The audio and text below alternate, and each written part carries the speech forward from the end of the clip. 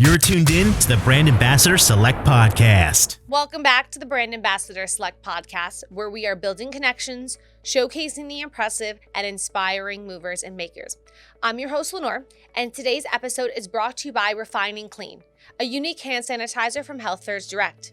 You won't find a better pedigree in hand sanitizer anywhere else. If you haven't realized, the selling and buying process these days have changed because of the addition of social media. And there are so many businesses that are still incorporating those old school tactics, and unfortunately, they are not working anymore. This led Tracey Fudge, the CEO of Thrive Agency, to create the LinkedAuthority Method. This method is a modern-day lead generator. Tracey Fudge joins us to share more on just how your business can thrive. So Tracey Fudge, welcome to the Brand Ambassador Select Podcast. Thank you so much for having me. Now you got to tell us, what are some of the hottest marketing and lead generating strategies in the technology sector today? Like, how do we do it? Well, I tell you, there's so many shiny objects and there's so many cool tools. The key, though, is piecing them all together methodically in something that makes sense. A lot of people can think that automation is always from a bot and it's not personal, but there are ways to personalize automation and also make the pieces. For instance, if you want to connect to somebody through email and on social, you can connect those dots. You have to be thoughtful, though, so that you do put time and effort into it to make sure that the pieces connect together. That's where I think a big gap is people have all these tools, but they don't know how to use them. It's like you have all the puzzle pieces and you need to figure out how to actually exactly put them together for the bigger picture. And it's a challenge because our inboxes are absolutely flooded. I mean, you've got promises for 10xing your revenue or for lead generation or phenomenal growth in your business overnight. And I think a lot of people are just not wanting to embrace it or believe it. So they're in denial. And then when they do start on the path of using these things, it is many times misused. So you did create the LinkedAuthority Method. What inspired you to do that? Because I feel like everything you just said, that's kind of like all in one. Yeah. Well, it's been a process, and it does continue to change as technology changes. But my background is inside of technology. And I am a recovered sales representative, so to speak. I was always in the sales space from a lead generation. So my goal was not account management. I had to go and get new business. And I was very, very successful at that. And I preferred that over the account manager role, if you understand what that means. Sort of, I had to pass that off, but I always got to go get new things. So I've always been slanted and wired for uncovering business, finding opportunity, finding a need, and communicating at that level and converting the prospect into a client. Well, about 7 years ago now, I departed corporate America for a few reasons, but went into thinking that I can create this ad agency. I saw all these younger people that had founded these companies, and I thought, I can go do that. This is going to be easy. So off I went and realized that during that time, social media mattered so much more. And I was building my brand and my own awareness versus working for businesses that already had their own brand and awareness. So that paradigm had changed. And I realized that the tactics that I was using no longer worked. So I figured out social media, LinkedIn. I became a LinkedIn certified consultant and went back into my niche base of technology because I had great connections and started building the process there. So that's how it came about. And now we lead with the LinkedAuthority Method and not what my original plan was, which was to design websites and do SEO and PPC campaigns and all that. So what is actually the LinkedAuthority Method? How can we use it? How can we implement it? I know there's, I believe, 9 courses in that whole method? It's a 3-phased approach with 3 steps in each. So it's 9 steps total.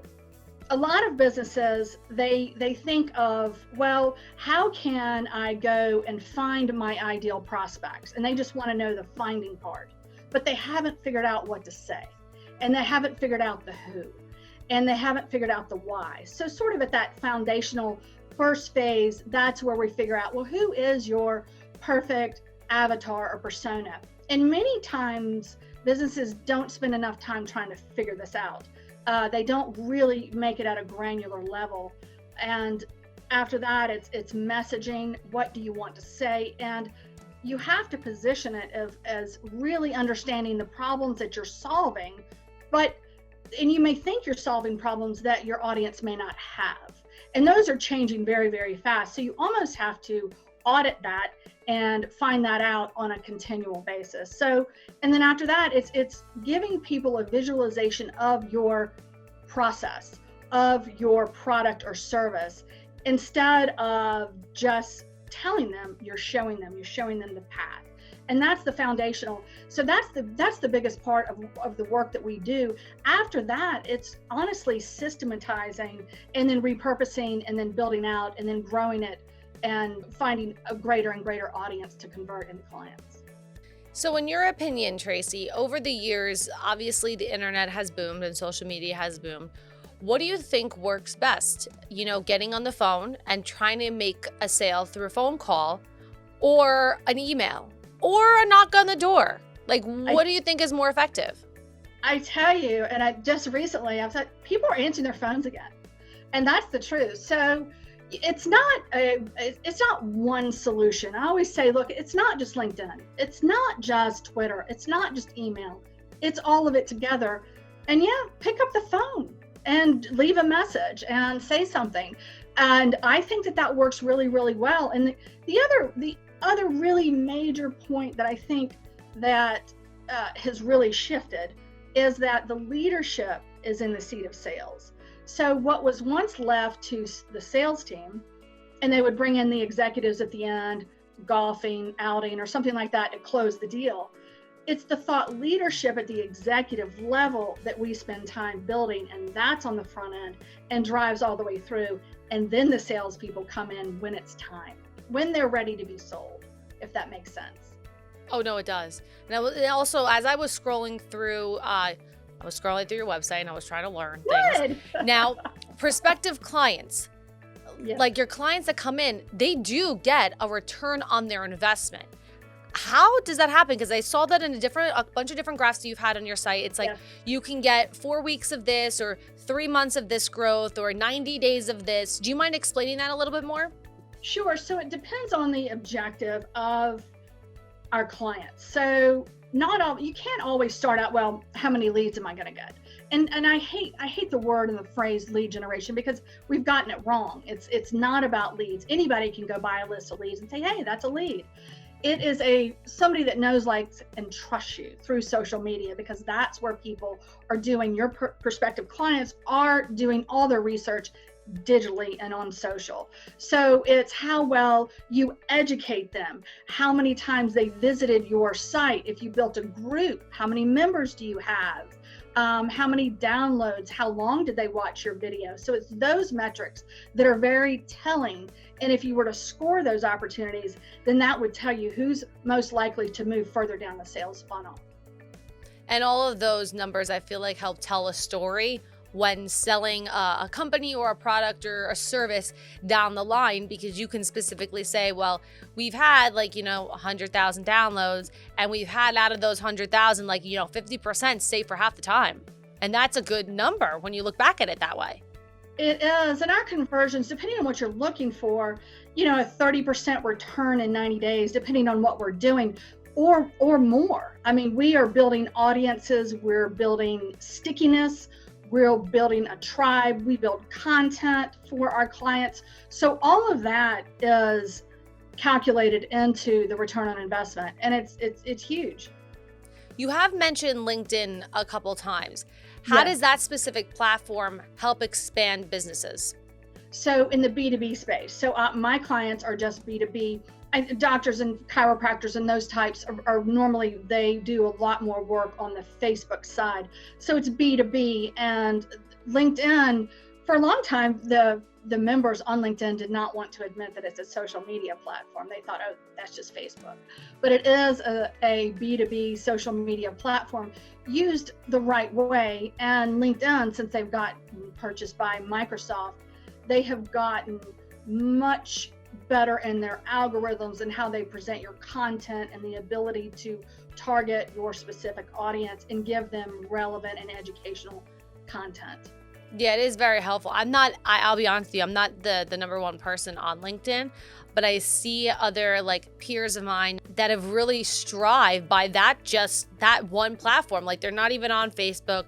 They barely go on Instagram, but they've not just generated leads, but have found jobs that have just pushed them to the top at different times in their lives.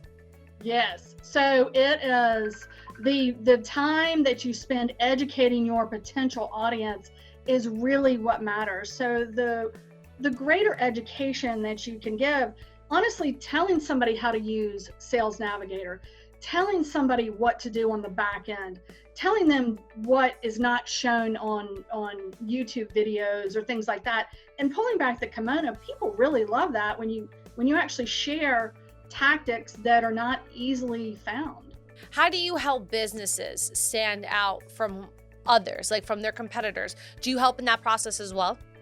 Yes, I do. So learning what clients to take on is a big difference, because you need to have a process or a service or a product that is different and unique and really does help. So many times, for instance, something like a web developer company, it's faster, better, cheaper.